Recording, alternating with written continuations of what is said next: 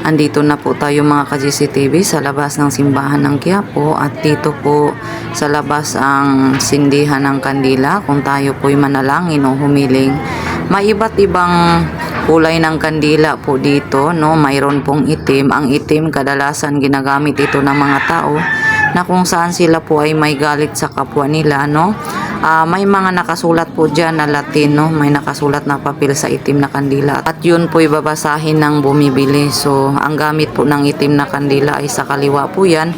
Kadalasan yung mga tao na may galit sa kapwa, nag-uumpisa sila ng first Friday hanggang sa siyam na Friday po yan, no?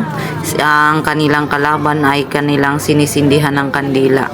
At yan rin po ay isang uri ng kulam, kung iwan ko po ba't ito'y pinayagan na itinda dito.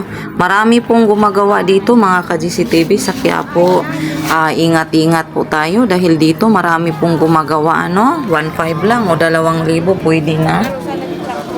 Kung mapasyal nga po kayo dito sa araw ng Martes or Biyernes, may mapapansin po kayong nagsisindi ng kandila na itim na purmang bungo.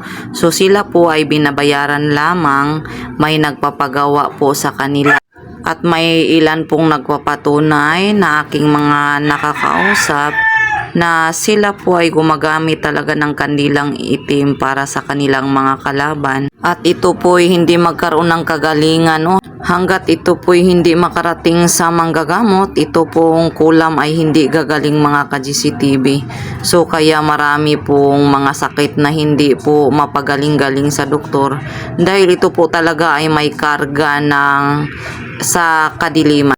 At ang lahat na yan po mga ka-GCTV ay may balik po sa tao, no? Lalong-lalo na po kapag mahuli o makapunta po yan ng bigating manggagamot o sa Bisaya pa mga di basta-bastang manggagamot, no? Mga bantugan, ayon po ay may balik at delikado po kayo dyan.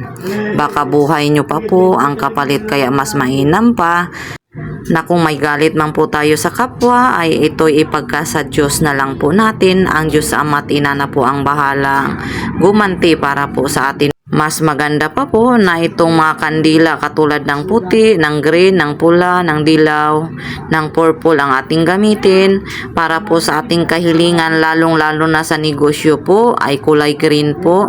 So mas maganda ayun na lang po, or di kaya po 7 kulay po ang ating gagamitin, wag na wag lang po talaga yung itim.